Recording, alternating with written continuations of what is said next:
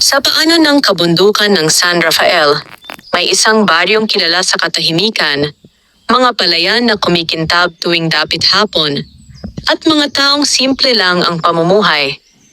Sa baryong ito nakatira si Maria Estrella, isang dalagang kilala hindi lamang sa angking ganda, kundi sa kabaitan at talinong hindi maitatanggi. Mahaba ang kanyang buhok na tila alon ng gabi, at ang kanyang mga mata ay may sinag na parang bituin tuwing siya'y ngumingiti.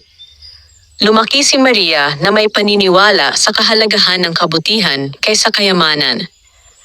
Ang kanyang mga magulang ay pumanaw nang siya'y 12 taong gulang pa lamang, kaya't lumaki siyang mag-isa, tinutustusan ang sarili sa pamamagitan ng pagtuturo ng pagbasa at pagsusulat sa mga bata sa baryo.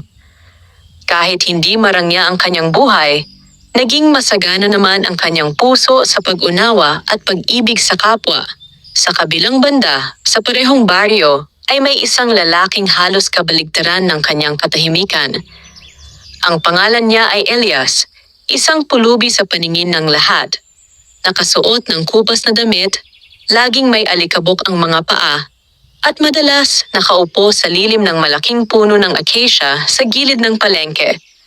Hindi siya nagsasalita ng marami, at kapag ngumingiti man ay tila may bahid ng pagtatago o pag-iingat. Ngunit sa likod ng payak at gutay-gutay na anyo ni Elias, may mga matang malalim kung tumingin. Tila ba sinusukat ang mundo at iniingatan ang bawat salitang bibitiwan. Wala ni isang taga-baryo ang nakakaalam na ang lalaking kanilang tinitingnang pulubi ay hindi basta-basta, at ang kanyang katahimikan ay hindi dahil sa kahinaan, kundi dahil sa isang lihim na pilit niyang isinasanggalang. Si Maria ay unang nakatagpo kay Elias, isang hapon na maalinsangan. Pauwi na siya mula sa pagtuturo at may daladalang supot ng mga gulay. Habang naglalakad sa palengke, napansin niyang may batang umiyak, habang hinahabol ng 3 kabataang mas matanda. Mga batang kilalang sangkot sa pambubuli. Sa tabi ng pagsigaw, sa ilalim ng acacia, ay nakaupo si Elias, at tila nababalot ng pag-aalinlangan kung dapat ba siyang makialam o hindi. Hindi nagdalawang isip si Maria. "Hoy! Ano ang ginagawa ninyo sa batang yan?" sabi niya habang mabilis na lumapit. Biglang nagsitakbuhan ang mga bully nang makita siya. Naiwan ang bata, umiiyak at nanginginig. Lumuhod si Maria at marahang pinunasan ang luha nito. "Huwag ka nang umiyak, ligtas ka na," sabi niya. Dito tumayo si Elias, bagamat tila nagdadalawang isip pa rin kung dapat siyang magsalita. Ilang sandali ang lumipas bago siya nagbukas ng bibig. "Salamat," mahinang wika niya, halos pabulong. "Kanina ko pa gustong lapitan ang mga batang iyon pero baka hindi nila ako pakinggan." Napatingin si Maria sa kanya. Noon lang niya napagtanto kung gaano kalalim ang mata ng lalaki sa kabila ng pagiging tahimik. Hindi awa ang naramdaman niya, kundi kakaibang paggalang. Ang mahalaga ay tumigil sila, wika ni Maria, at hindi naman sukatan ng tapang ang pananahimik. Napayuko si Elias, tila tinamaan sa mga salita. Sa unang pagkakataon, may isang taong hindi tumingin sa kanya na parang walang silbi o hadlang. Nakaramdam siya ng init na hindi niya maipaliwanag, isang pakiramdam na matagal na niyang hindi nararanasan. Simula noon, tuwing daraan si Maria sa palengke, napapansin niyang naroon si Elias, tahimik na nakaupo ngunit palaging nakatingin sa paligid na tila may bantay. Hindi niya alam kung bakit, pero tuwing nagkakasalubong sila ng tingin, para bang may bahagyang pag-angat ng mundo sa paligid nila.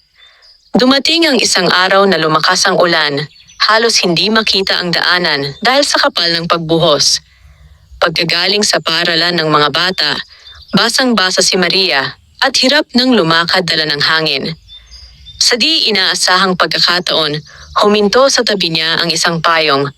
Inaabot ni Elias, nakatayo sa gilid, basang-basa rin. "Tanggapin mo," mahinang sabi nito. "Mas kailangan mo kaysa sa akin." "Mas kailangan mo rin," sagot ni Maria sabay ngiti. "Pareho tayong mababasa. Ngunit hindi siya makapaniwalang naglakad ang lalaki sa gitna ng ulan. Tinatakpan siya ng payong habang ang sarili nitong balikat ay basang-basa. Dahil dito, hindi mapigilang makadama si Maria ng kakaibang pag-init sa dibdib. Isang pakiramdam na hindi niya inakalang mararamdaman niya sa isang taong halos hindi kilala. Habang naglalakad sila pauwi, napansin ni Maria ang tila kakaibang kilos ng lalaki sa paligid. May pag-iingat sa bawat hakbang. Parang alam niya ang bawat bahay at bawat sulok ng baryo. Minsan pa'y sinusulyapan niya ang malayo, para bang may inaabangan o iniiwasan. Elias, wika ni Maria matapos ang matagal na katahimikan. Saan ka ba talaga nakatira? Nagbaka si Elias ng isang tipid na ngiti. Diyan lang, kung saan ako abutin ng gabi. Wala ka bang pamilya? Umiling si Elias. O marahil ay hindi lamang iyon ang buong katotohanan, sapagkat ang kanyang mga mata ay nagsabing may higit pa. May nakaraan siyang ayaw ungkatin. May sugat na ayaw muling buksan. Dahil sa kabaitan ni Maria, nagsimula silang mag-usap ng mas madalas. Sa palengke, sa gilid ng kalsada, minsan pa nga ay sa tapat ng bahay ni Maria kapag binibigyan niya ito ng pagkain. Hindi niya maipaliwanag kung bakit, pero tila ba hinahatak siya ng presensya ng lalaki. Hindi dahil sa itsura nito, kundi dahil sa tahimik nitong lakas at misteryo. Sa bawat araw na lumilipas, lumalalim ang kanilang pagkakaibigan. Ngunit unti-unti ring nadarama ni Maria ang kakaibang pagtibok ng puso tuwing kausap niya ang binatang pulubi. At si Elias, sa kabila ng pag-iwas, ay hindi maitago na unti-unti siyang nahuhulog sa dalagang unang beses na nakaintindi sa kanya. Ang hindi alam ni Maria ay ang katotohanang matagal nang sinusundan ni Elias ang kanyang mga iyapak. Hindi dahil siya'y pulubi, kundi dahil siya ay may dalang lihim na maaaring makapagpabago ng kanilang mga buhay. Isang lihim na kay tagal na niyang ikinukubli. At isang lihim na darating ang oras na hindi na niya maitatago pa. Ang pagkakaibigan ni Maria at Elias ay unti-unting tumigas na parang bato sa ilalim ng pag-ulan. Hindi patag, hindi rin buhaghag, kundi isang bagay na kailangang hubugin araw-araw. Ang baryo ay naging tangi nilang daigdig. Ang palengke kung saan nagkikita, ang lumang acacia na naging saksi sa kanilang mga mahiwagang pag-uusap, at ang maliit na kubo ni Maria na naging taguan ng mga simpleng ligaya, mga tinapay na mainit pa, tsokolate na paminsan-minsan, at mga liham na hindi kailanman naisulat. Isang hapon, habang nagluluto si Maria ng sopa sa maliit niyang kalan, may lumapit na matandang babae, si Aling Rosa, ang kapitbahay na may tindahan ng biskwit. Maria anak, simula nito nang may pag-aalala, bakit palagi kang nakangiti kamakailan? Anong bago sa puso mo? Napangiti si Maria at sumagot ng may pag-aatubili.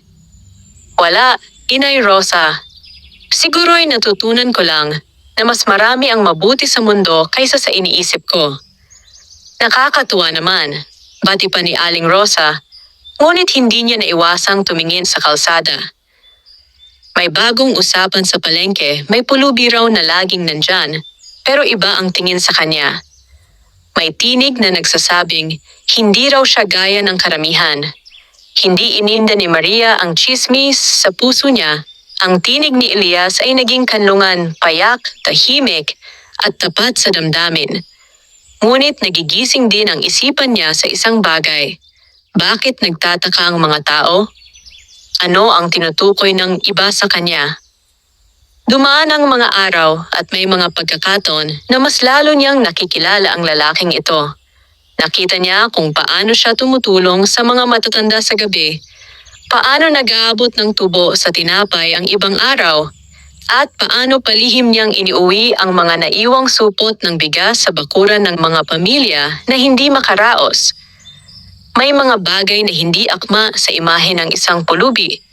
May mga kilos na nagmumungkahi ng pino at pinag-aralang paggalaw.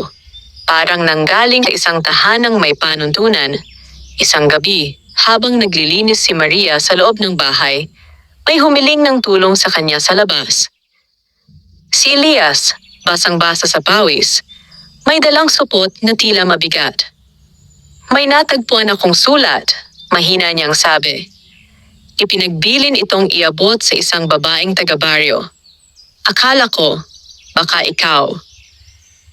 Tinanggap ni Maria ang papel at inurirat. Ang sulat ay simple. Isang pirasong papel na may tinta, walang selyo, at may 3 salitang nakasulat sa gitna.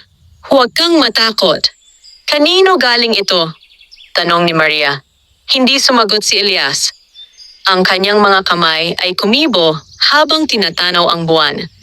Sa loob ng katahimikang iyon, may tila gutom na hindi natutunaw. Hindi ko rin alam, sad niya pagkatapos ng ilang sandali. Ngunit, may mga bagay na dumarating sa buhay natin para ipaalala ang isang bagay na dapat nating tandaan. Naramdaman ni Maria ang kakaibang init na bumabalot sa dibdib niya. Hindi niya maisip kung bakit siya napapaniwala sa mga hinala ng damdamin. Baka dahil sa pagpipigil ni Elias sa sarili, baka dahil sa mga hindi maipaliwanag na kilos nito. Nagpasiya siyang hindi iyon ang mahalaga. Mas mahalaga ang presensya ni Elias sa kanyang tabi at ang katahimikan na naglalaman ng pangako. Ngunit hindi lahat ay payapa. Kailangang may mga panganib sa ganitong uri ng kwento. Ang baryo ay maliit at ang balita ay mabilis lumaganap. Si Don Marcelo ang mayamang may-ari ng mga lupain sa bayan. Isang lalaking kilala sa kapal ng wallet at sa pagyabang ng angking kayamanan, ay may dalang mga plano sa palengke. Marami ang nagsasabing naghahanap siya ng magandang kabataang magiging supling ng kanyang impluensya. May mga kababaihang ipinakikilala sa kanya na maganda at may magandang pinagmulang pamilya. Nakita ni Maria ang kanyang mga mata sa palengke minsan. Ang tingin na pumipili na parang mapanuring ahas. Isang araw, habang naglilinis si Maria sa harap ng kanilang kubo, may dumating na alon ng sasakyan. Isang karwaheng magarang hinihila ng 2 mabigat ang kabayo. Bumaba si Don Marcelo, sinundan ng kanyang mga alalay. Puting guwantes, kumikintab na sapatos, at mga zafiro na kumikislap sa mga daliri. Tumayo siya sa harap ng tindahan at nagtulak ng tela sa bangko. Ang mga mata ng mga taga roon ay kusang tumilapon sa kanya. Si Maria ay napatingin at sa pagtingin niya kay Don Marcelo, tila naglatag ang lupa ng kakaibang hamon sa harap niya. Hindi nagtagal, nagpasimula ang mga chismis na gustong lapitan ni Don Marcelo ang pamilyang naghahanap ng mabuting pakakasal para sa kanyang anak na babae. Ang pangalan ni Maria ay pumailan lang sa hangin. Maraming mga lihim na intensyon ang nag-uumpisa sa loob ng baryo. Hindi napigilan ni Maria ang pagkabalisa. Hindi ako angkop para sa isang taong may kayamanan, bulong niya sa sarili. Ngunit hindi iyon totoo sa puso niya. Hindi pinipili ang pag-ibig batay sa estado. Lalo na't ang pag-ibig niya ay nagmula sa tunay na pagkilala sa isang taong tahimik at mapagbigay. Ilang araw pagkatapos, habang nasa ilalim ng acacia, biglang nagbago ang usapan ni Elias. Maria, bungad niya, may tinig na halos nagiging bato. May dapat akong sabihin sa iyo, hindi ko alam kung paano sisimulan. Nagpigil si Maria ng hininga. Ang hangin ay tila tumigil din. Sabihin mo na, Elias. Ang pangalan ko, simula niya, ay hindi talaga Elias. Nagkatinginan sila. Isang simpleng pangungusap, ngunit puno ng bigat. Ano? Tanong ni Maria, halos hindi makapaniwala. Sa totoo, buong katotohanan ang lumabas sa bibig niya. Ang aking pangalang ipinanganak sa akin ay Elian de la Cruz. Lumaki ako sa tahanan na kung saan hindi kulang ang pag-ibig, ngunit kulang ako sa kalayaan. May mga bagay akong nakita na hindi ko kayang hayaan. Kaya nagkunwari akong pulubi. Hindi dahil gusto kong magtago sa pananaw ng iba, kundi dahil gusto kong makita ang mundo nang walang kupas na pamantayan. Tumigil siya at tumitig sa malayong bundok. Hindi ako tumakas dahil sa yaman. Tumakas ako dahil may mga kasalanang akala ko noon ay hindi ko dapat mawari. At ngayon, dahil sa takot at hiya, nagtatago ako. Ngunit hindi ko inakala na matutuklasan ko ang isang bagay na higit pa sa mansyon. Ang tunay na pag-ibig. Napunan ni Maria ang bigat sa bawat salita ni Elian. Sa kanyang boses ay may paghingi ng tawad, hindi lamang para sa pagtataksil sa pangalan, kundi para sa pagtataksil ng buong katauhan. Bakit mo hiningi ang pangalan ko kung ito'y lihim? Marahang tanong niya, para hindi mo ako husgahan, ani Elian. At para malaman mo na ang tao sa harap mo ay hindi hinulma ng yaman o kahirapan lamang. May kabuluhan ang bawat desisyon ko at hindi ko inaasahan na darating ka sa buhay ko at aayusin ang mga pira-pirasong iyon. Sa kanilang pag-uusap, ramdam ni Maria ang pagbukas ng isang pinto na matagal nang tinatakan. Hindi ito lubos na nagwakas sa lahat ng sagabal, subalit ang linaw na dahan-dahang sumisilip ay nagbigay ng pag-asa. May mga tanong pa. Kung paano niya haharapin ang mga implikasyon nito? Kung paano tatanggapin ng baryo ang isang taong may dalawang mukha? At kung paano iaayos ni Elian ang mga nakaraan na patuloy na humuhugot sa kanya? Ngunit habang naglalakad pa uwi si Elian na may bahagyang liwanag sa mukha, may dumaan sa palengke ang isang alagad na nagsiyasat. Isang lalaki na bihis na tila may utos, nakatigil sa tapat ng tindahan at tumingin ng matagal kay Elian. Ang kanyang mga mata ay matalim at mukhang may alam. Hindi niya tinawag si Elian, hindi pa subalit ang kanyang presensya ay parang paniki na nagmamasid sa gabi. Hindi napansin ni Elian ang lalaki, si Maria ang tanging nakakita. At sa paningin niya, parang napuno ng anino ang gabi. Sa loob ng dibdib ni Maria, may panibagong pangamba. Hindi na lamang tungkol sa lihim ni Elian, kundi kung ano ang magiging bunga nito. Ang pangalan na Elian de la Cruz ay hindi na lamang isang pagkakakilanlan. Ito ay susi sa isang pinto na maaaring magbukas ng kapangyarihan, paghihiganti, uwats paggustimuskis na mas malalim kaysa sa kanilang inaakala. At sa pagtatapos ng gabi, habang naglalaho ang mga huling alon ng liwanag, nag-isa si Maria sa balkonahe. Hinawakan niya ang sulat na may 3 salitang bumulong sa kanya. Huwag kang matakot. Ngunit sa hihintay nila sa kanila, may isang lihim na hindi pa handang magpatalastas. Isang lihim na malapit ng bumungad sa liwanag. Ang umaga sa Barrio San Rafael ay karaniwang payapa. Mga huni ng ibon, kalansing ng kawali ng mga nagtitinda, at amoy ng bagong aning palay.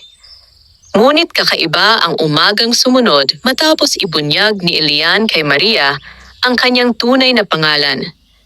May bigat ang hangin, may tila nagbabantang unos na hindi basta-basta nakikita ng mata. Si Maria ay nagising na hindi mapakali. Ang sulat na natanggap niya, ang papel na may nakasulat na huwag kang matakot, ay nakapatong pa rin sa maliit niyang mesa. Hindi niya alam kung anong koneksyon nito sa sinabi ni Elian kagabi. Ngunit ramdam niya na may halong misteryo na unti-unting nagbubukas. Lumabas siya ng bahay bitbit, ang mahinang pag-asa na makita si Elian sa ilalim ng acacia. Ngunit nang marating niya iyon, wala siya doon. Ang bangkong kahoy ay basa ng hamog, parang matagal nang walang nakaupo. Siguro, nahihiya pa, bulong ni Maria sa sarili, umaasang babalik ang lalaki. Ngunit bago pa man siya makapag-isip, narinig niya ang mga yabag. Mula sa likod ng puno, lumabas ang lalaking nakita niya kagabi. Ang lalaking matalim ang tingin, may tindig ng isang taong sanay sa paghahanap. Magandang umaga, bati ng lalaki, ngunit malamig ang tono. Ikaw ba si Maria Estrella? Napatingin si Maria, nagulat pero hindi nagpahalata. Ako nga. May itatanong lang sana ako.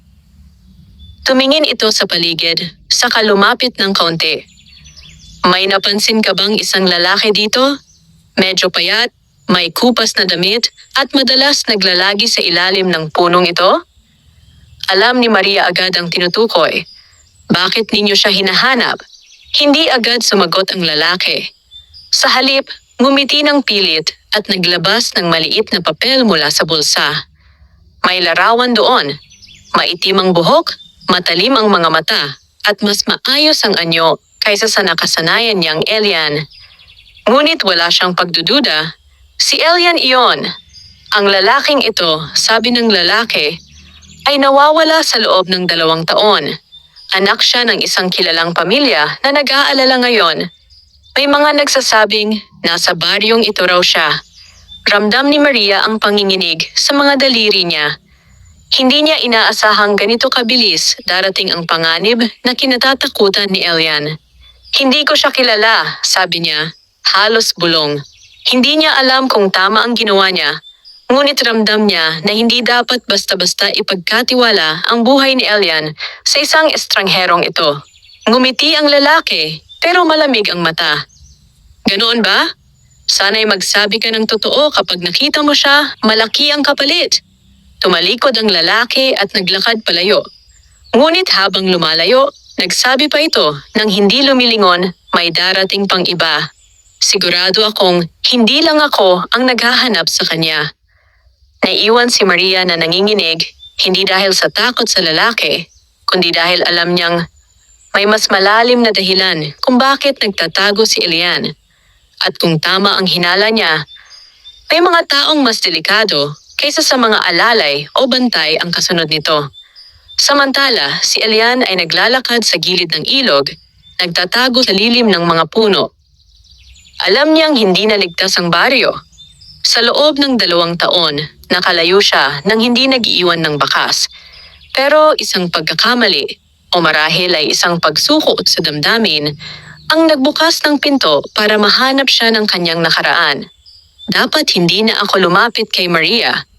Bulong niya sa sarili, ngunit kahit anong pilit niyang kumbinsihin ang sarili, alam niyang huli na nahulog na siya at hindi niya kayang kalimutan ang ngiti nito. Nang sinubukan niyang bumalik sa Acacia upang makita si Maria, nakita niyang nandoon ang lalaking kilala niya. Isa ito sa mga tauhan ng kanyang ama. Nagkubli siya agad sa mga sanga. Sinusundan na nila ako. Wika niya, naramdaman ang lamig sa mga buto. Pero mas masakit kaysa sa alinmang panganib ay ang katotohanang maaaring madamay si Maria dahil sa kanya. Huwag, sana siyang makakita sa kanila. Bulong niya habang pinagmamasdan ng lalaking nagmamasid. Pero nakita niya, mula sa malayo, na kinausap ng lalaki si Maria. Nakita niyang tinanguan siya nito, non-verbal ngunit malinaw. Ipagtatanggol kita. Tumigil ang hininga ni Elian. Huwag mong isakripisyo ang sarili mo dahil sa akin. Ngunit huli na ang lahat. Kinahapunan, nagkita uli sila ni Maria sa maliit na kubo. Hindi na nagtagal si Elian sa paglibot. Humarap siya kay Maria kahit alam niyang delikado. Maria, bungad niya, hingal at puno ng alikabok. Kinausap ka nila, hindi ba? Hinahanap ka nila, sagot ni Maria, hindi na nagpaligoy-ligoy. At hindi sila ordinaryong tao, Elian. Sino ba talaga sila? Huminga ng malalim si Elian. Sila ang mga tauhan ng aking ama. Paliwanag niya, ang pamilya ko ay hindi simpleng mayaman. Sila ay makapangyarihan. At ako ang nag-iisang tagapagmana. Natigilan si Maria. Hindi niya akalain na ganito kataas ang posisyon ni Elian. Kung ganoon, bakit ka tumakas? At dito, tila nabunot ang tinik na matagal nang nakakabaon sa puso ni Elian. Umupo siya sa bangko at tumingin sa sahig. Para nakita niya ang nakaraan sa alikabok. Tumutol ako sa kasalanang hindi ko kayang pagtakpan. Sa negosyo ng ama ko. Sa isang aksidenteng hindi sinadya, pero tinakpan ng pera. Ayaw kong maging bahagi nito. Ayaw kong maging anak na binubuo ng kasinungalingan. Tumakas ako dahil mas gugustuhin kong maging pulubi na may malinis na budhi kaysa prinsipe ng kayamanang marumi. Tahimik na nakinig si Maria. Hindi niya inakalang ganito kabigat ang pinapasan ng lalaki. At ngayon, dagdag ni Elian, dahil nakita kanilang kasama ko, maaaring madamay ka. Ngunit ngumiti si Maria. Isang ngiting hindi takot, hindi nanghuhusga, kundi puno ng lakas. Hindi ko hiniling na maging bahagi ng sikreto mo Elian. Sinunod lang ng puso ko ang kabutihan na nakita ko sa'yo. Napakurap si Elian, parang natamaan sa puso.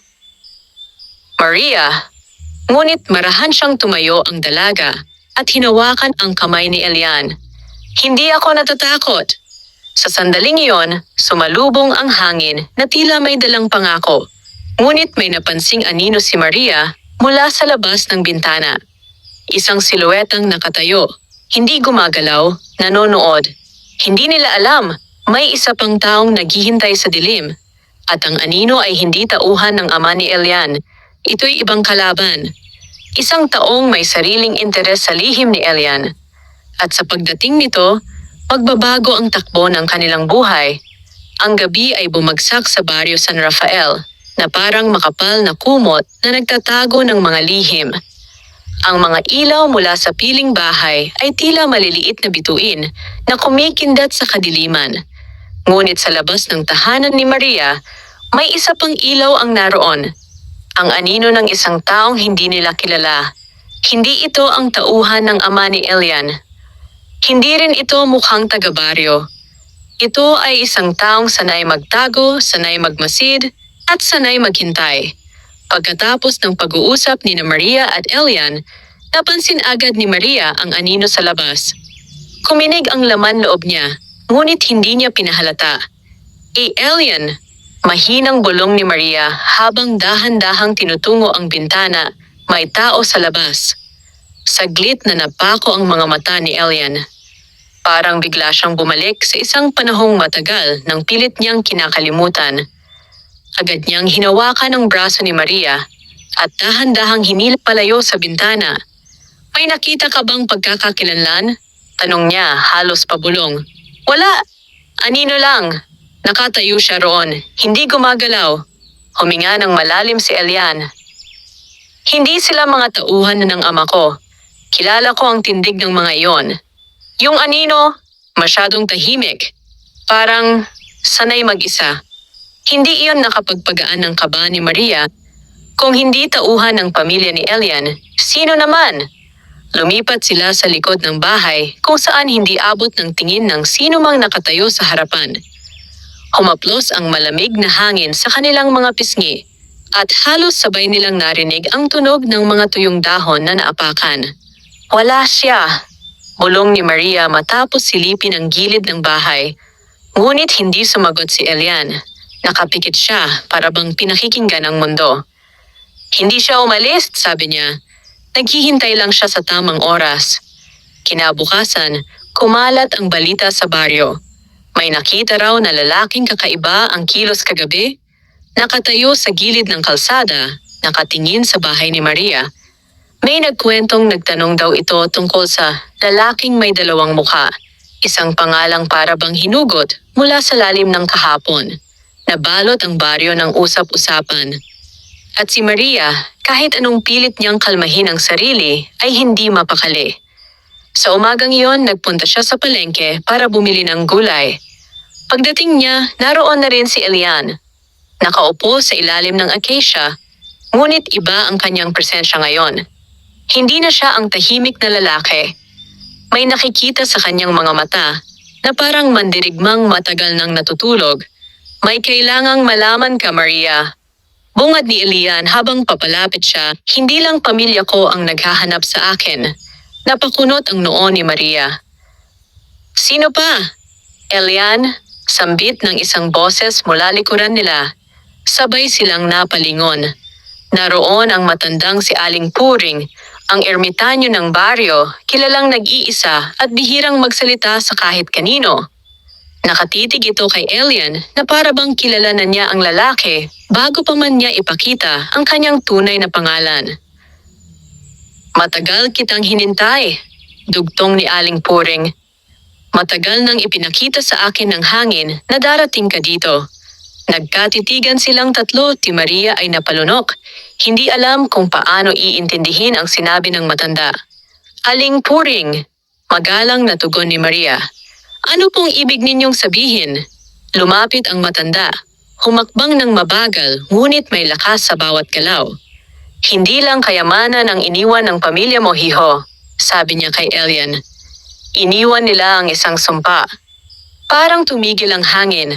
Anong sumpa? Tanong ni Maria. Huminga ng malalim si Aling Puring at sinimulang ihayag ang isang kwento na halos nalimutan na ng mga taga-baryo. 20 taon na ang nakakaraan. May isang lalaki mula sa mayamang pamilya sa bayan. Ang De La Cruz ninais niyang makuha ang lupaing ito, kahit alam niyang may nakatira ritong sinaunang tagapagbantay.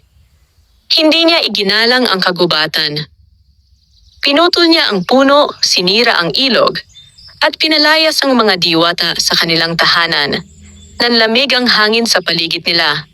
Bago sila umalis, isang diwata ang nagbigay ng huling babala. Ang susunod na tagapagmana ng pamilya ninyo ay magtataglay ng puso na pagdududahan. At kung siya'y lumabag sa katotohanan, susundan siya ng anino. Napalunok si Maria. Anino, kagaya ng nakita ko kagabi? Tumango ang matanda. Tama ka, Hija. Sa pagkakataong iyon, napayuko si Elian. Nagsara ang kanyang mga kamao at halos marinig ni Maria ang mabilis na paghinga niya. Parang ngayon lang niya naramdaman ang tunay na bigat ng kanyang nakaraan. Matagal kong itinago ang aking sarili para lumayo sa kanila, mahina niyang sabi. Pero hindi ko inakalang may kasunod ang lahat ng iyon. Ngayon alam mo na, ani Aling Puring, ang anino ay hindi lamang tao, siya'y bantay. Isang espiritong nakatali sa kasalanang ginawa ng pamilya mo. Nanlaki ang mata ni Maria. Kung ganoon, hindi lang tauhan ng ama mo ang naghahanap sa'yo, pati ang espiritu ng kagubatan? Isang nilalang na sumusunod lamang sa iisang batas, sagot ng matanda. Kapag nagsinungaling ka, lalapit siya. Kapag tumakbo ka, susundan ka. Kapag minahal ka ng taong inosente, maaaring kunin niya iyon bilang utang. Napatigil si Maria. Hindi dahil sa takot sa nilalang, kundi dahil sa huling sinabi ng matanda. Bakit kailangan niyang kunin ang mahal ng inosente? Tanong niya. Ngumiti si Aling Puring ng mapait. Dahil ang sumpa ay hindi laban sa pamilya. Ang sumpa ay laban sa pag-ibig. Sa saglit na iyon, naramdaman ni Maria ang lupa na tila lumubog sa ilalim niya. Para bang may pintuang nagbukas sa harap niya na hindi niya kayang takasan, si Elian, na ngayon ay nakatingin sa kanya, ay parang may bahid ng paghingi ng tawad sa mga mata. Maria, hindi ko gustong madamay ka rito. Ngunit ngumiti si Maria, kahit nanginginig ang dibdib. Hindi ko rin gustong iwan kita. Napalunok si Elian, at sa unang beses, hindi niya alam kung ano ang dapat maramdaman. Dapat ba siyang makahinga dahil may nagmamahal sa kanya o matakot dahil ang pagmamahal na iyon ay maaaring maging kapalit sa lakad ng sumpa? At bago pa sila makapagsalita muli, biglang may hangin na dumaan. Isang malakas, malamig at hindi normal. At mula sa gilid ng kagubatan, lumitaw ang isang hugis. Isupubi! Aundi! Hindi tao. Hindi hayop.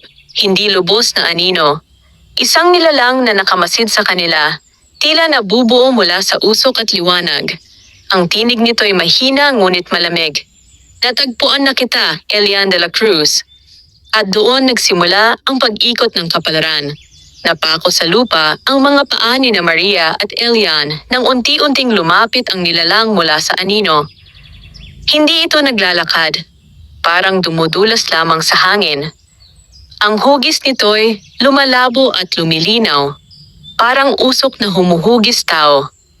Walang mukha, wala ring mata, ngunit ramdam nila ang titig nitong tumatagos hanggang kaluluwa. Elian, bulong ni Maria habang pilit pinipigilan ang panginginig ng boses niya. Huwag kang lalapit, sagot ni Elian. Agad na humarang sa harap niya kahit nanginginig din ang sariling mga kamay. Ngunit ang nilalang ay hindi nag-atubili. Tumigil ito sa kanila, halos isang dipa lamang ang layo. Ang hangin sa paligid nito ay umikot.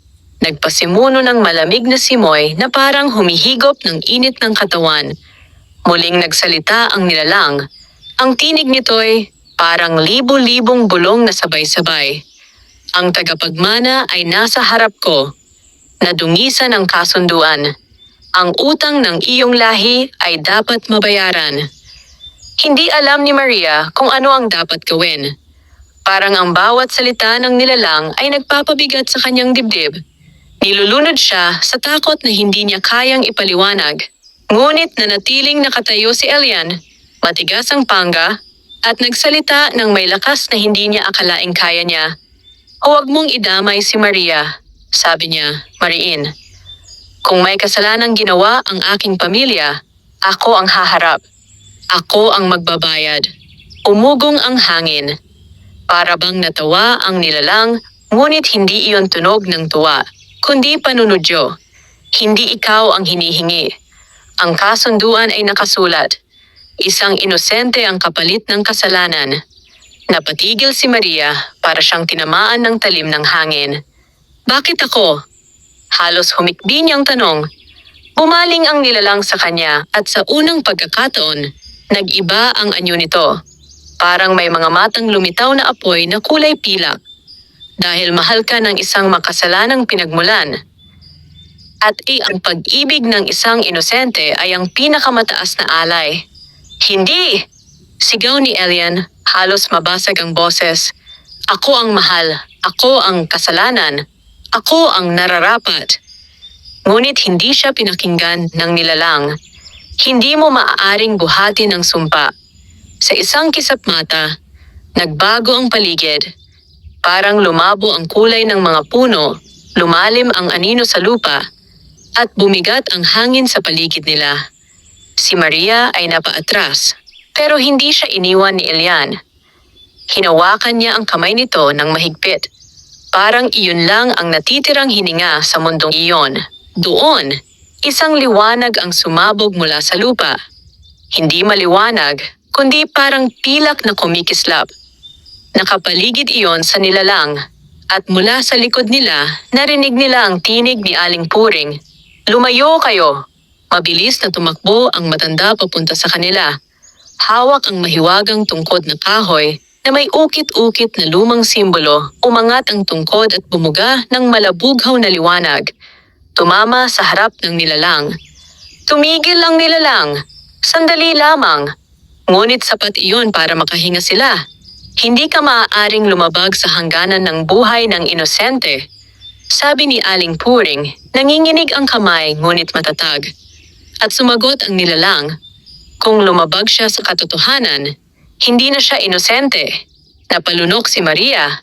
"Ano ang ibig mong sabihin?" tanong niya. Dahan-dahan, lumingon ang nilalang kay Maria. At sa sandaling iyon, parang tumigil ang mundo.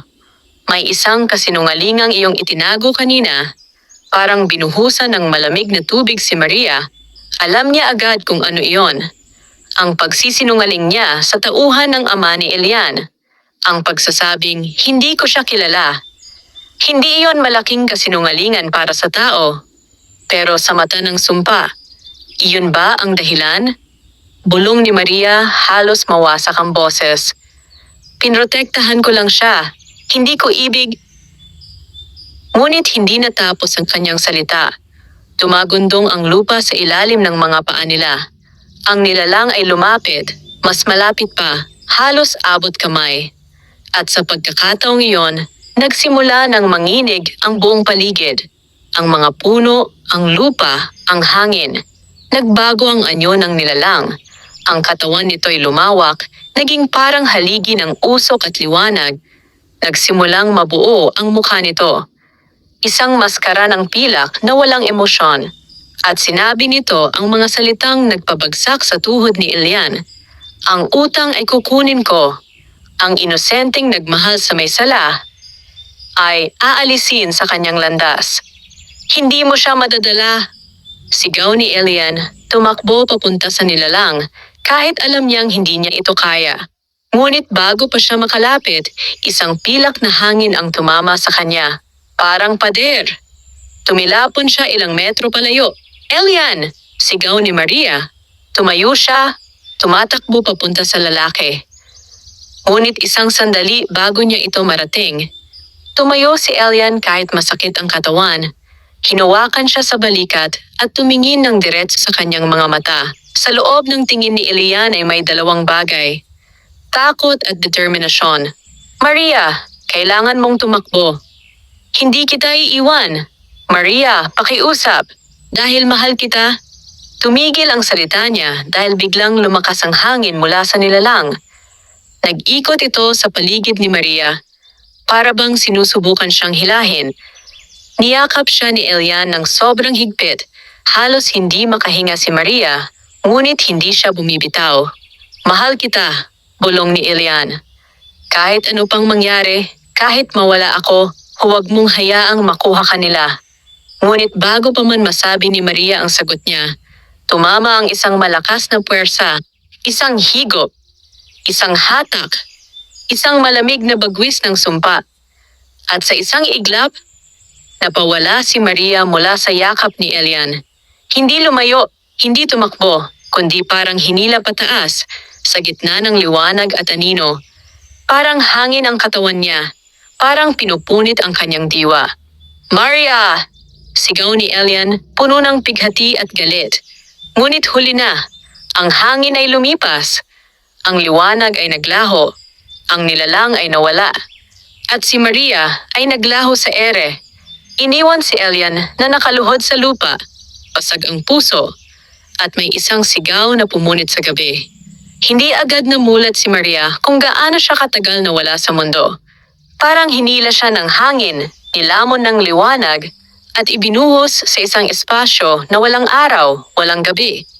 Isang lugar na hindi niya kayang ipaliwanag kung kailan nagiging panaginip at kailan nagiging bangungot.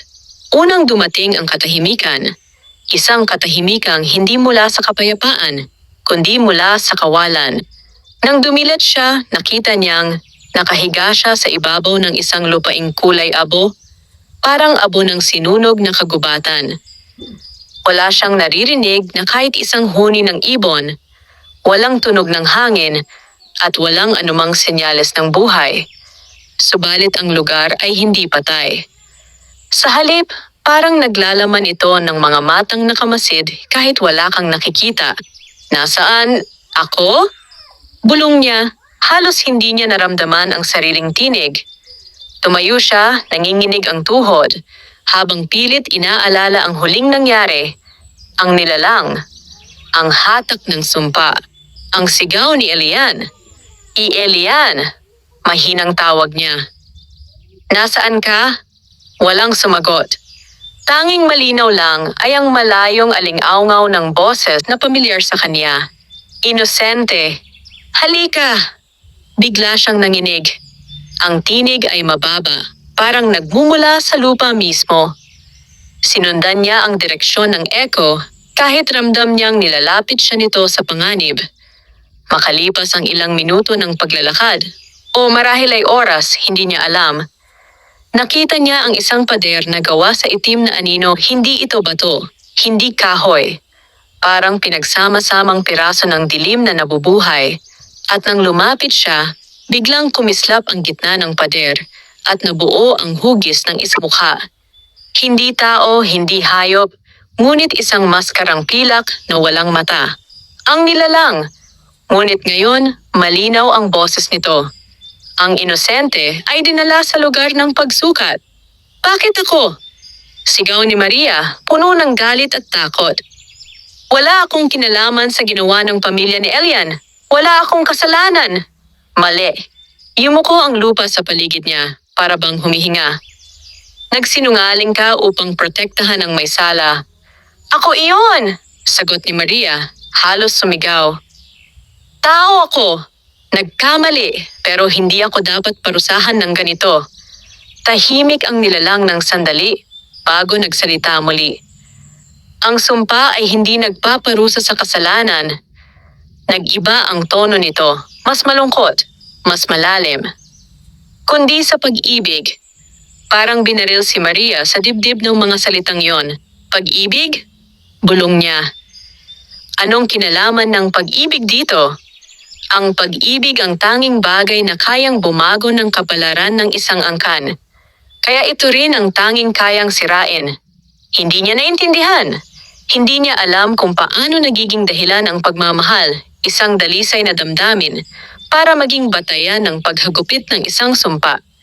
Ngunit alam niya, may mas malalim pang dahilan. Kung ganoon, sambit ni Maria, humakbang ng matapang. Kung pag-ibig ang hinahanap mo, hayaan mo akong lumaban para rito. Sandaling tumahimik ang nilalang, parang nag-isip. At pagkatapos, ang anino sa harap niya ay biglang umangat. Nagpakita ng isang daan na nabubuo sa hangin. Kung nais mong muling mabuhay sa mundo, kailangan mong malagpasan ng 3 pagsubok. Anong pagsubok? Pagsubok ng alaala, pagsubok ng katotohanan, at pagsubok ng puso. Huminga si Maria ng malalim, at kapag nagawa ko, makakabalik ka. Kapag nabigo ako, hindi sumagot ang nilalang, ngunit may lumitaw na aninong kumislap sa tabi niya. Isang hugis ng babaeng nakaluhod, umiiyak sa kawalan. At doon niya naintindihan ang sagot. Kapag nabigo siya, magiging bahagi siya ng mundo ng sumpa. Habang buhay, habang nagaganap ang lahat ng ito, si Elian ay nakatayo sa gitna ng kagubatan ng San Rafael. Nanginginig ang katawan habang isinisigaw ang pangalan ni Maria. Maria!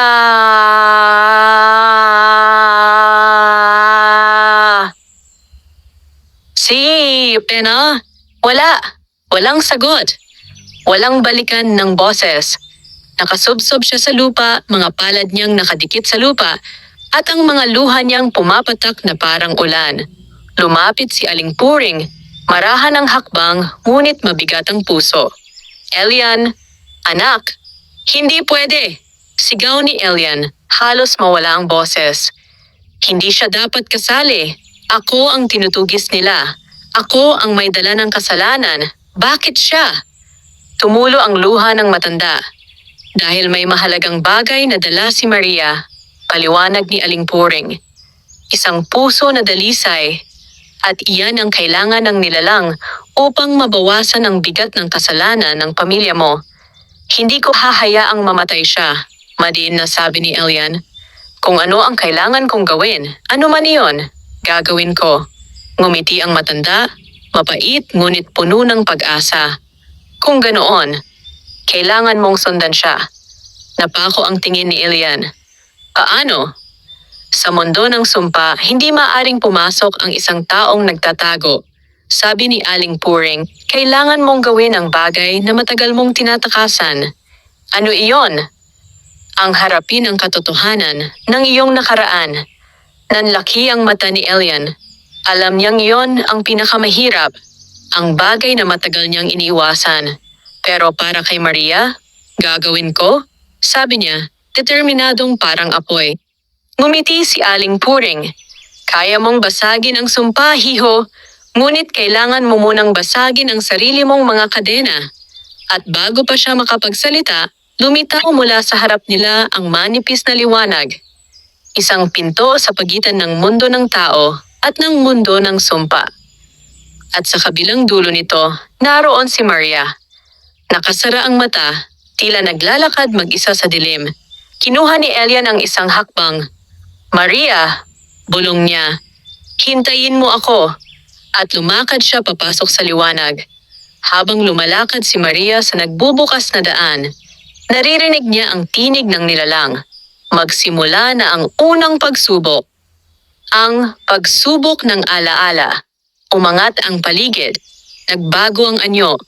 At sa isang iglap, nakita niya ang sarili niyang bata, umiiyak sa tabi ng puntod ng kanyang mga magulang. Isang ingay ang bumigkas sa loob ng kanyang isip. Harapin mo ang sakit na iniwan mo. At doon nagsimula ang unang pagsubok. Nanginginig ang hininga ni Maria habang unti-unting bumabalot sa kanya ang tanawing unti-unting lumilinaw. Sa harap niya ay isang lugar na kilala niya ng higit pa sa sarili. Ang lumang sementeryo sa dulo ng baryo. Ang mga puno roon ay hindi pa gaanong malalaki noon. At ang hangin ay hindi kasing bigat ng dala niyang alaala ngayon. At sa gitna ng damuhan, naroon ang maliit na puntod ng kanyang ina at ama. Hindi! Bulong ni Maria habang napapaatras. Hindi ko na nais balikan ito. Ngunit hindi siya binigyan ng pagpipilian. Mula sa ulap ng alaala, lumabas ang isang batang 7 taong gulang. Manipis, dugo ng tuhod, at namumugto ang mata sa kakaiyak. Ang batang iyon ay siya. Ang batang si Maria. Nakatayo ito sa harap ng puntod, nanginginig habang hawak-hawak ang lumang manika na may punit na damit. Papa, hikbi ng bata. Babalik pa po ba kayo? Tumama ang mga salita sa puso ni Maria ng parang talim. Parang naramdaman niya muli ang gabing iyon. Ang gabing nawalan siya ng lahat. Ang gabing hindi niya iniyakan ng malakas dahil takot siyang walang makarinig. Hindi ko na kayang balikan ito. Nakatakip ang kamay sa bibig ni Maria. Ngunit mula sa hangin, sumagot ang tinig ng nilalang. Ang isang pusong nagtatago sa sakit ay hindi tunay na malaya. Harapin mo ang alaala o maging alipin nito.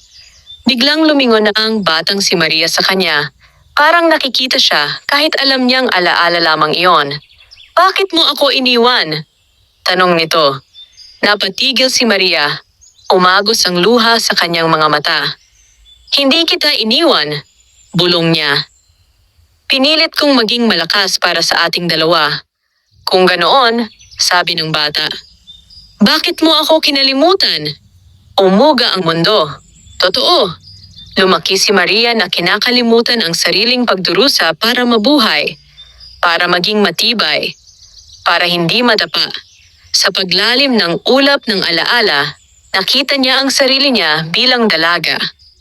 Nag-iisa, nagtataguyod ng sarili, sinusubukang magpakatatag para hindi muli masaktan. At doon niya napagtanto, hindi niya kailanman pinatawad ang sarili sa pag-iwan sa batang si Maria, sa sakit, sa lungkot, at sa takot. Lumapit siya sa batang version niya, marahan, parang natatakot na baka maglaho. Lumuhod siya sa harap nito at mahigpit na niyakap. Hindi kita kinalimutan, hikbi niya habang lumuluha. Hindi kita iniwan. Dala-dala kita araw-araw sa bawat hakbang na ginawa ko. Nanginig ang bata. Umiiyak. Ngunit hindi na nagtatago. Ipagpatawad mo ako, dagdag ni Maria.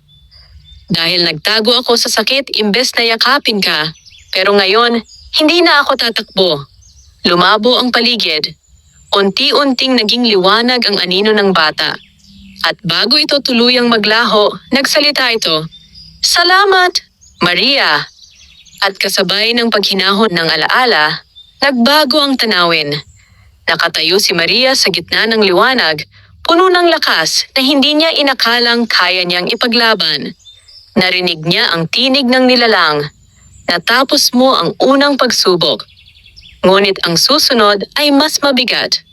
Samantala, kay Elian, sa labas ng mundo ng sumpa, naglalakad si Elian sa pagitan ng dalawang mundo. Isang daang walang eksaktong direksyon, ngunit may malinaw na layunin, si Maria. Sa bawat hakbang ay lumilitaw ang mga imahe ng nakaraan niya, ang pangalan ng kanilang angkan, ang mansyon na puno ng kasinungalingan, ang mga sigaw ng mga taong ginamit ng kanyang ama, at ang aksidenteng halos sumira sa buhay niya. Sa bawat hakbang ay parang dinudurog ang dibdib niya. Kung gusto mong sundan ang dalagang mahal mo, sabi ng boses ng diwata sa isipan niya, kailangan mong maging tapat sa lahat. Kahit sa mga bagay na kinatatakutan mong aminin. Hindi ako natatakot, sagot ni Elian. Ngunit alam niyang nagsisinungaling siya. Takot siyang maalala ang mga kasalanan ng pamilya niya. Takot siyang matulad sa kanyang ama. Ngunit mas malaki ang takot niya sa pagkawala ni Maria. Nasaan ka na ba, Maria? Bulong niya habang patuloy na sumusulong. Mula sa liwanag, Biglang nagdilim ang paligid. Tinamaan ng malamig na hangin ang katawan ni Maria at nang dumilat siya, nasa gitna siya ng isang malawak na salamin. Isang parang maze na gawa sa salamin na hindi ordinaryo. Nasaan? Ako, tanong niya. Ito ang pagsubok ng katotohanan. Makikita mo ang mga bagay na hindi mo kailanman inamin. At hindi mo tatakasan ang sarili mong puso. Isa-isang lumiwanag ang mga salamin. Sa unang salamin, nakita niya ang sarili niya. Nakangiti, masaya, parang walang problema. Ngunit nang tumingin siya, nang mas malapit ang mata niya ay umiyak. Hindi naman ako, bulong niya. Ngunit oo, ito ang totoo. Hindi siya laging matapang. Hindi siya laging malakas. Tinuro ng boses, ikaw ang laging nagpapakatatag, ngunit sa loob mo'y laging takot. Takot na masaktan, takot na iwan muli. Napayuko si Maria, hinahabol ang hininga. Tinatanggap, isa-isang nabasag ang salamin at naging alikabok. Lumipat siya sa susunod na salamin. At dito, nakita niya ang isang bagay na nagpatigil sa kanyang puso si Elian. Nakatayo, inaabot ang kamay niya. Ngunit hindi niya inaabot. Hindi totoo yan, sabi ni Maria habang umiiling. Hindi ko tinalikuran si Elian. Sa puso mo, lagi kang nagdadalawang isip. Natakot kang mahalin siya ng lubos. Dahil ayaw mong masaktan ulit. Hindi makaangal si Maria. Kilala niya ang salitang iyon. Ang takot na magkamali. Ang takot na ibibigay ang puso niya ng buo. At ngayon dahil doon, nasa panganib si Elian. Nawala siya sa mundo. Nagkamali ako, bulong ni Maria. Pinigilan ko ang sarili kong magmahal ng lubos dahil sa takot. Isang bitak ang dumaan sa salamin, pero hindi na ngayon. Para bang nagdulot ng lindol ang boses niya. Nawasak ang salamin. At umangat muli ang liwanag sa paligid niya. Sa loob ng sumisilip na pinto, narinig niya ang tinig ng nilalang. Handa ka na para sa huling pagsubok. Ang pagsubok ng puso. Huminga ng malalim si Maria. Kung ang puso ang susubukin, wika niya. Wala nang mas malakas pa roon. At mula sa malayo, dahan-dahang lumalapit si Elian. Halos naririnig na niya ang tinig ni Maria. Isang hakbang na lang. Isang pintong liwanag. Isang sandaling maaaring magbago ng lahat. Hindi pa nararanasan ni Maria ang ganitong katahimikan. Isang katahimikang hindi galing sa kawalan, kundi sa matinding paghahanda. Ang hangin sa paligid niya ay parang humihinto. Nakikinig, umaantabay sa susunod na hakbang. Lumayo na ang mga pagsubok ng alaala at katotohanan, ngunit ang nilalang ay muling nagsalita mula sa anino. Ang huling pagsubok ay siyang magtatakda. Kung ikaw ay karapat-dapat makalabas sa mundo ng sumpa. Ang sahig sa ilalim ni Maria ay nagbago. Ang kulay abong lupa ay naging malinaw na kristal. Lumilitaw ang liwanag mula sa ibaba, parang puso na tumitibok. Tumibok ng malakas. At sa bawat tibok ay mas lalo niyang naramdaman ang bigat sa dibdib. Sa gitna ng malaking liwanag, may pintong unti-unting bumubukas. Mula sa pinto, lumitaw ang isang pamilyar na silweta. Elian, nanlaki ang mata ni Maria. Nakaupo ang binata sa sahig, nakayuko, tila duguan ng balikat at duguan ng palad, parang nanggaling sa matinding laban. Hindi niya alam kung paano ito napunta roon, pero malinaw ang titig ni Maria. Si Elian ay nasa loob din ng mundo ng sumpa. Maria, mahinang wika niya, halos paos. Narito ako. Tumakbo si Maria papalapit, ngunit bago pa siya makalapit, biglang umangat ang isang pader na gawa sa liwanag at anino. Wala siyang magawa kundi tumama ang palad sa malamig na harang. Hindi! Sigaw niya. Bakit mo siya pinipigilan? Sumagot ang nilalang. Ang pagsubok ng puso ay hindi tungkol sa pag-ibig na sinasabi, kundi sa pag-ibig na handang isuko. Lumiwanag ang mundo at biglang nagbago ang tanawin. Sa pagitan nila, Unti-unting lumitaw ang dalawang pintuan. Isang pinto sa kaliwa, kumikislap, maliwanag, parang daan patungo sa kalayaan. Isang pinto sa kanan, madilim, mabigat, parang lagusan sa walang katapusang sakit. At sinabi ng nilalang, Maria Estrella, narito ang iyong pagpili. Sa kaliwang pinto, makakalabas ka. Makakabalik sa mundo, malaya at ligtas. Ngunit mananatili si Elian dito, habang buhay. Nanigas ang puso ni Maria. Sa kanang pinto naman, mananatili ka sa mundong ito, kapalit ng paglaya niya. Nabura ang kulay ng paligid. Tanging dalawang pinto ang natira. At si Elian, nakaluhod, nakatingin kay Maria na parang natatakot marinig ang sagot. Maria? Bulong ni Elian, nanginginig. Huwag mo akong piliin. Mabubuhay ka pa. May buhay ka pa sa labas. Huwag mo akong isama sa pagkakulong na ito. Ngunit hindi mapakali ang puso ni Maria. Hindi siya makahinga sa bigat ng desisyon. Kung ililigtas niya ang sarili niya, mawawala si Elian magpakailanman. Kung ililigtas niya si Elian, siya ang mawawala. Sa isang iglap, narinig niya ang tinig ng bata niyang sarili mula sa nakaraang pagsubok. Huwag mong iwan ang sarili mo. At narinig niya rin ang boses ni Elian kagabi. Mahal kita, kahit mawala ako. Pinikit niya ang mga mata. Huminga ng malalim at naglakad. Papunta sa kaliwa o sa kanan, si Elian nakita niyang tumayo kahit hirap at pilit tumawid sa harang. Maria! Huwag! Sigaw nito. Ngunit hindi lumingon si Maria sa unang hakbang. Hindi rin sa pangalawa. Sa pangatlong hakbang lang siya huminto at humarap kay Elian ng may luha. Ngunit walang takot. Paano ako aalis sa mundo kung wala ka? Bulong niya. Anong saysay ng kalayaan?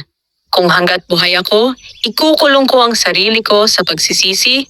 Maria! Napahawak si Elian sa dibdib niya, sabay tulo ng luha. Hindi ko kayang mawala ka, dagdag ni Maria. Hindi ko kayang mabuhay sa mundong wala ka. Hindi mapigil ni Elian ang pag-alog ng kanyang katawan. Hindi dahil sa takot, kundi dahil sa bigat ng pag-ibig na hindi niya inakalang tatanggapin niya. Pero bago pa tuluyang lumapit si Maria sa pintong pipiliin, niya biglang yumanig ang buong paligid. Ang mga pinto ay kumislap. Ang kristal na sahig ay nagbitak. At may lumabas na pangatlong pinto, isang pinto na wala sa pagpipilian. Isang pinto na gawa sa pinaghalong liwanag at anino. Isang pinto na parang hindi dapat lumitaw ngunit lumitaw. Anong? Bulong ni Maria. Hindi tama ito, sabi ng nilalang, halatang nagugulat sa nangyayari. Hindi ako lumikha ng pintong iyan. Si Elian ang unang nakaramdam. Maria, may ibang kapangyarihan ang gumagalaw. At nang itinuro nila ang pinto, biglang lumiwanag ang paligid. May tinig na dumating mula sa itaas, hindi ang boses ng nilalang. Hindi ang boses ng sumpa. Isang tinig na malambot, parang mula sa kagubatan, mula sa hangin, mula sa isang nilalang na matagal nang nawawala. Ang pag-ibig na handang magsakripisyo ay hindi dapat parusahan. Nanlaki ang mata ni Maria. Si Elian ay parang nabuhayan. Diwata? Bulong ni Elian. Isa sa mga nawala noon. Mula sa liwanag, unti-unting lumitaw ang hugis ng isang babae marikit. Malahangin ang buhok, may matang kumikislap ng pilak. Ang diwata na nagbigay ng sumpa sa angkan ni Elian. Ngunit ang mukha nito ngayon ay puno ng lungkot. Matagal kong binantayan ang sumpang ito. Matagal kong inobserbahan ang anak ng angkanang De La Cruz. At tumingin siya kay Elian. Hindi katulad ng iyong ama. Lumuhod si Elian sa harap ng diwata. Hindi ko hangad ang kapatawaran. Hangad ko lang iligtas si Maria. Ngumiti ang diwata, mapait ngunit maamo. At dahil ang puso ninyong dalawa ay pumili ng sakripisyo, pinuksan ninyo ang pinto na kahit ako ay hindi inaasahan. Huminto siya at tumingin ng diretso kay Maria. Maria Estrella, maaari ka nang pumili nang hindi ka namamatay. Lumiwanag ang pangatlong pinto, ang pinto ng kapatawaran. Si Maria ay napahawak sa dibdib, umiiyak. Si Elian ay nakangiti, unang beses sa gitna ng kaguluhan. Ngunit may isa pang tanong na kailangang sagutin. Kung binuksan ng diwata ang pinto ng kapatawaran, sino ang nangangailangan ng pagpapatawad? Si Elian? Si Maria? O ang diwata mismo? At bago nila masagot, nagsimulang magdilim ang lahat. Nang lumitaw ang pangatlong pinto, ang buong mundo ng sumpa ay tila huminto. Ang mga basag na kristal ay hindi na kumikilos. Ang hangin ay hindi na nagugong. At pati ang nilalang na bantay, ang aninong walang mukha, ay nagmistulang estatwa. Parang hindi makapaniwala sa nagaganap. Hindi lang ito kakaiba. Ito ay imposible. Walang nilalang. Hindi tao, hindi espiritu, hindi diwata. Ang dapat na kayang magbukas ng ikatlong pinto. Walang ganitong pinto sa batas ng sumpa. Subalit narito ito ngayon, nagliliwanag, nag-aanyaya, at umaawit ng kapatawaran. Ang diwata ay nakatayo sa harapan nila, nakabalot sa liwanag na parang sinag ng buwan. Ang buhok niyang umaalon ay tila hinahaplos ng hangin kahit wala namang simoy sa lugar na yon. Matagal na panahon na, wika ng diwata. Simula ng unang buksan ng sumpang ito. Maraming taon akong naghintay, nanood, nagbantay. Ngunit ngayon lamang, may dalawang pusong nagtagpong handang mag-alay ng sarili para sa isa't isa. Napatingin si Maria sa diwata. Hawak-hawak ang sariling dibdib na tila hindi pa rin makapaniwala. Diwata, bulong niya, bakit mo kami tinulungan? Hindi ba't ikaw ang naglagay ng sumpa sa angkan ni Elian? Dahan-dahang ngumiti ang diwata at ang ngiting yon ay parang malamig na hangin mula sa nakaraan. Ako nga, pero hindi ninyo alam ang lahat. Lumapit siya, walang yabag, para bang dumudula sa liwanag, at huminto sa pagitan ni Maria at Elian. Ang sumpang ibinigay ko noon, patuloy ng diwata, ay hindi nilikha upang maghiganti. Nilagay ko iyon upang pigilan ang isang kasamaan na paulit-ulit na ginagawa ng angkan ng De La Cruz. Tumigil ang diwata. May bakas ng lungkot sa kanyang mga mata. Ang ama ni Elian, ang lolo niya, at ang mga ninuno bago pa iyon, ginamit nila ang kagubatan para sa yaman. Sinaktan nila ang mga diwata, nilaso ng lupa, at winasak ang tahanan ng mga espiritu. Hindi ko kayang hayaan iyon. Tumingin siya kay Elian. Hindi niya tinitigan ng may galit, kundi may awa. Ngunit ikaw, Elian, ay iba. Humigpit ang kamao ni Elian, nanginginig. Hindi ako siguradong karapat-dapat akong tawaging iba, sagot niya.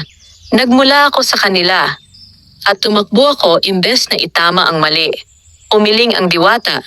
Tumakbo ka dahil hindi ka katulad nila. At ngayon, narito ka. Sa lugar kung saan walang mortal ang dapat makapasok. Sinusundan ang babaeng mahal mo. Tumingin ang diwata kay Maria. At ikaw naman, Maria Estrella, hindi mo siya iniwan kahit banta na ang sarili mong buhay. Nag-init ang mata ni Maria at ngumiti ng mahina. Hindi ko kaya. Sumimsim ng hangin ang diwata, saka nagtaas ng kamay. Mula sa liwanag, unti-unting lumitaw ang isang bilog na simbolo. Ang tatak ng sumpa.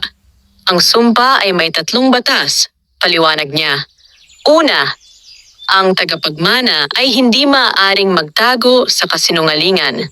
Pangalawa, ang inosenteng nagmamahal sa kanya ay maaaring kunin bilang kabayaran.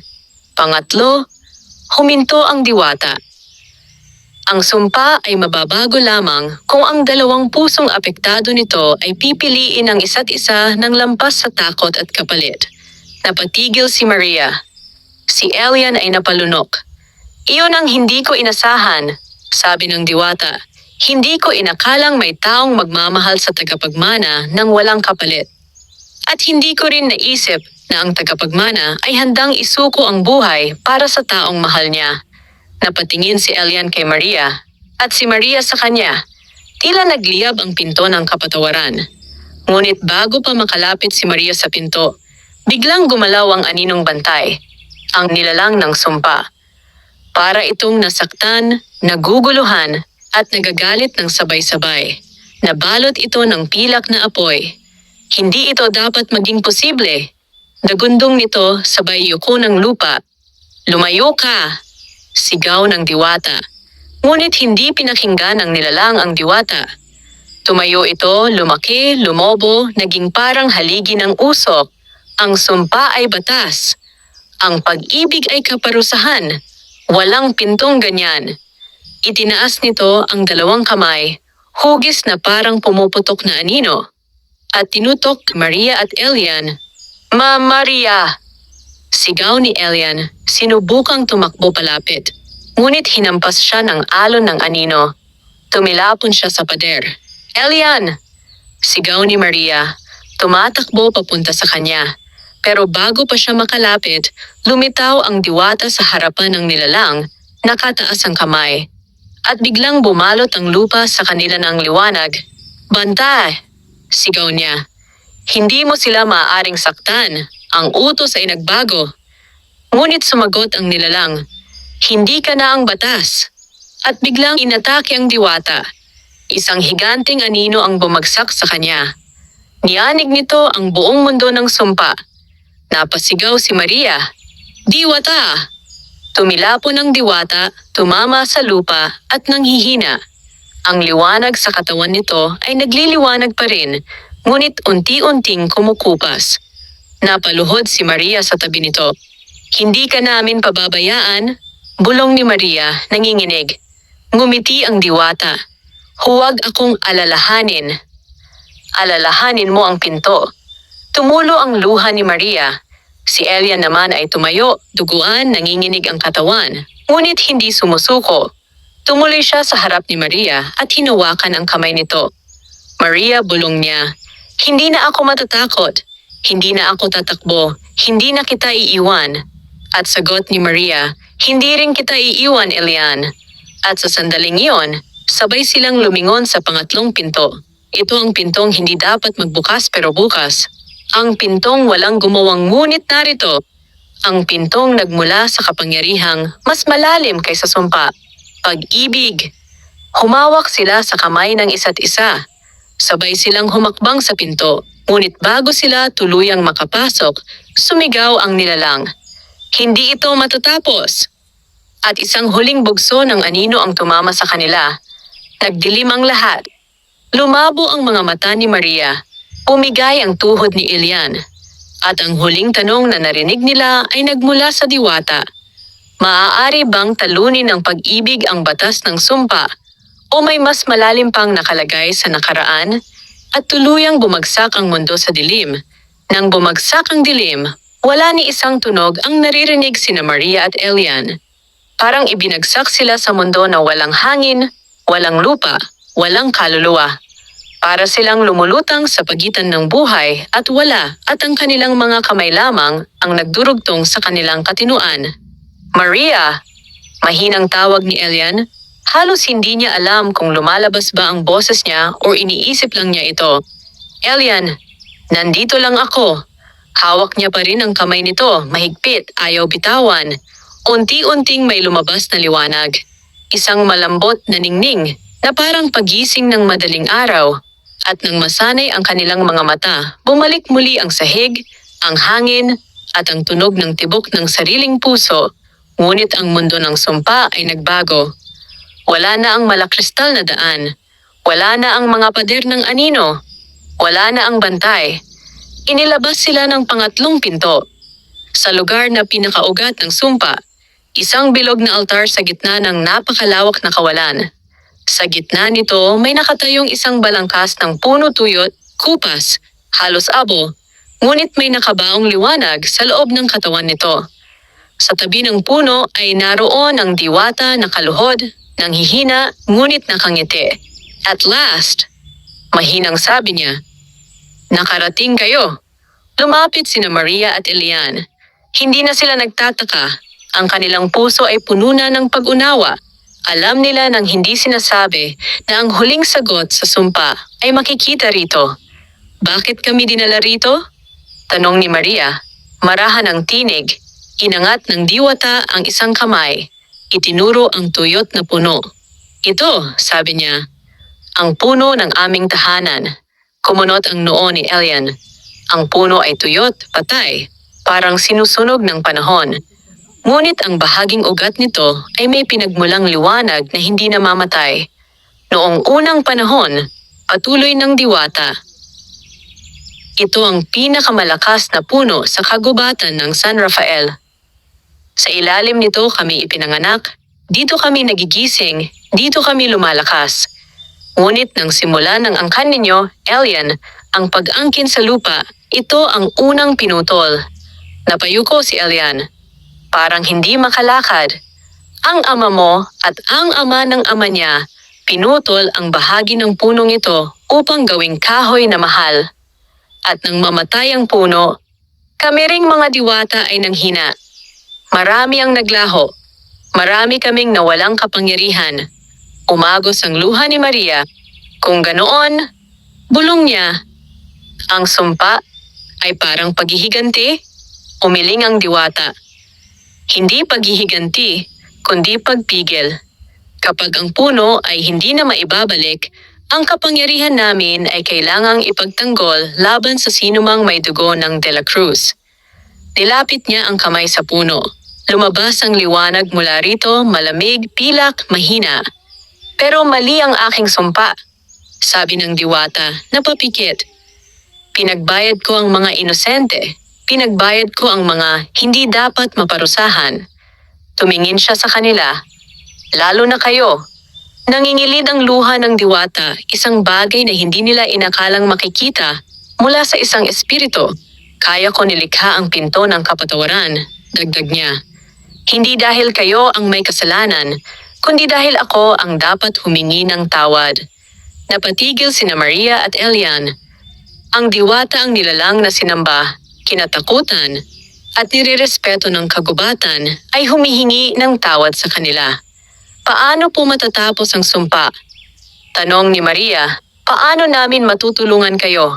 Tumingin ang diwata sa kanila, saka tumingin sa puno. May dalawang paraan upang matapos ang sumpa, paliwanag niya. Una, kung mamamatay ang tagapagmana ng lahi. Napahawak si Elian sa dibdib, hiningay mabigat. At ang pangalawa, ngumiti ang diwata, isang ngiting puno ng pag-asa. Kung may dalawang pusong magmamahalan ng wagas hindi dahil sa kapalaran, hindi dahil sa utang, hindi dahil sa takot, kundi dahil pinili nila ang isa't isa, kahit at nilang maaari silang mawalan. Napatitig sina Maria at Elian sa isa't isa, at doon nila napagtanto. Ito ang dahilan kung bakit nabuksan ang ikatlong pinto. Ito ang dahilan kung bakit napahinto ang batas ng sumpa. Ito ang dahilan kung bakit hindi sila kinuha ng aninong bantay. Dahil sa kanila, dahil sa pag-ibig nila. Ngunit, patuloy ng diwata. Kailangan ninyong tapusin ito. Dalawa lamang sa inyo ang makakapagbigay ng kapangyarihan sa puno. Paano? Tanong ni Maria.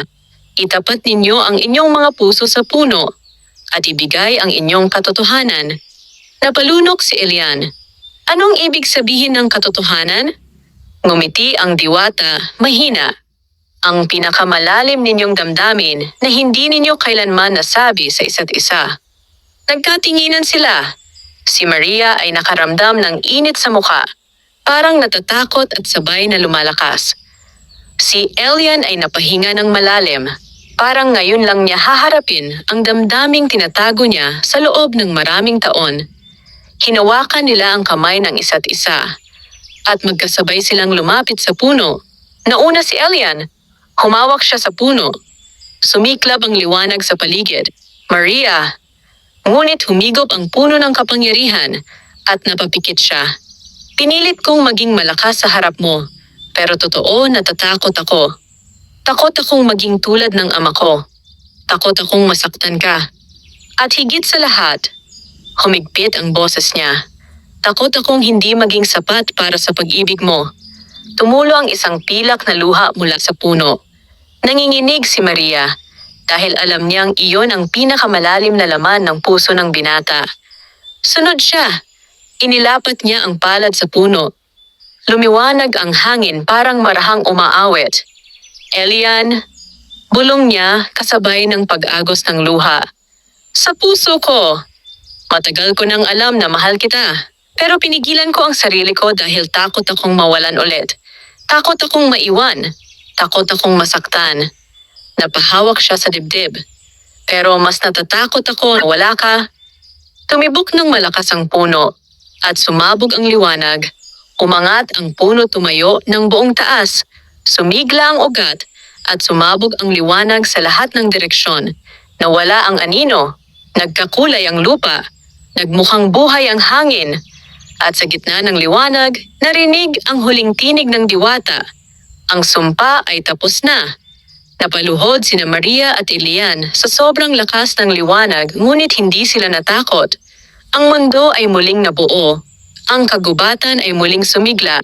At ang nilalang na bantay ay naglaho, parang usok na wala ng dahilan upang manatili. Humigpit ang hawak nila sa isa't isa. Maria, bulong ni Elian. Elian, at sabay silang nasilayan ang pagbabalik ng liwanag ng araw. Hindi na mundo ng sumpa. Hindi na mundo ng takot. Isang bagong simula. Nang magbukas ang kanilang mga mata, nasa baryo na sila. Nakahiga sa damuhan. Ang araw ay sumisilip. At ang hangin ay hindi na mabigat. Elian, bulong ni Maria. Nagawa natin. Ngumiti si Elian. Nagawa mo. Umiling si Maria. Nagawa natin dahil sabay tayong hindi sumuko. At sa ilalim ng unang sinag ng umaga, niyakap nila ang isa't isa. Hindi bilang biktima ng sumpa. Hindi bilang tagapagmana ng kasalanan, kundi bilang dalawang pusong pumili ng pag-ibig kahit takot, kahit delikado, kahit imposible. At iyon ang dahilan kung bakit nagwakas ang sumpa. Wakas.